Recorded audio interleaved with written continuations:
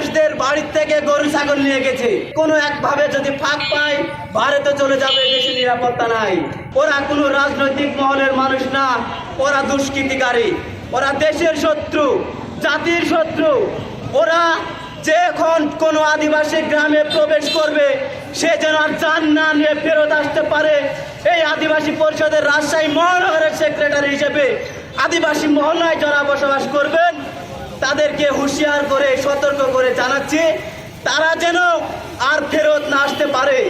তার কারণ ওই একজন দুষ্কৃতিকারী যদি লাশ হয়ে পড়ে থাকে, কোনো হিন্দু বলবে না ওই সনাতনী, কোনো মুসলমান বলবে না ওই সনাতনী, কিংবা একজন মুসলমান কিংবা খ্রিস্টান, ওই দুষ্কৃতিকারী তার সাজা সেখানেই দিয়ে দেন। অনেকে অনেক কথা বলেছেন, রাষ্ট্রের বিরুদ্ধে কথা বলবেন না, দেশের বিরুদ্ধে কথা বলবেন না, রাজনৈতিক মহলের বিরুদ্ধে কথা বলবেন না। আমরা দেশ, রাজনৈতিক মহল বাংলাদেশের সংবিধান মানে, এজন্য এই কথা বলছি। দিনে দুপুরে আদিবাসীদের বাড়ির থেকে গরু ছাগল নিয়ে গেছে। এটা তো ৭১ থেকেই ভয়াবহ। এই দেশ তো শুধু তাদের লুটপাট করার জন্য স্বাধীন করা হয় নাই। জাতি ধর্ম নির্বিশেষে ৭ কোটি মানুষের মধ্যে যে ২৫ লক্ষ মানুষ শহীদ হয়েছিলেন এই দিনটা দেখার জন্য না। আজ লালপুরের মতো জায়গায় দিনের আলোয় গরু ছাগল নিয়ে যায়। নাটোরের মতো জায়গায় দিনের আলোয় গরু ছাগল নিয়ে চলে যায়। আজ বর্ষায় ১৬ডাঙ্গা গ্রামে নির্যাতন। আজ হিলি বর্ডারে মানুষ পানিতে দাঁড়িয়ে আছে যে কোনো একভাবে যদি ফাঁক পায় ভারতে চলে যাবে, দেশে নিরাপত্তা নাই। কেন ভাই?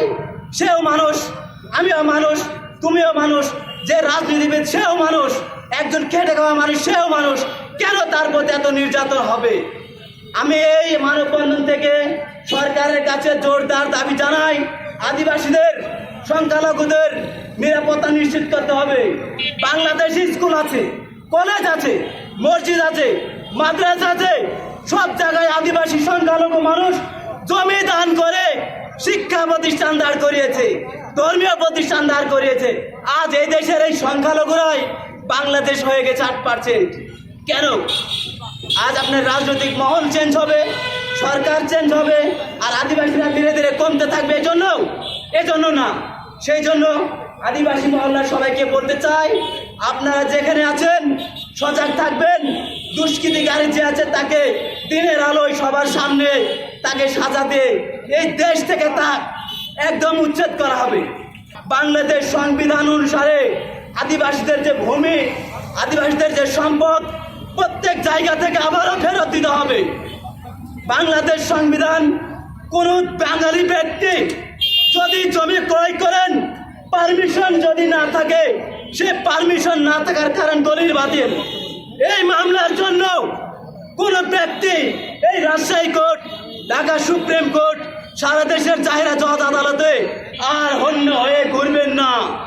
আদিবাসীর জমি যদি আপনার বলে মনে করেন, আপনাকে অবশ্যই কোর্ট থেকে পারমিশন নিয়ে আসতে হবে। এই জমি আপনার।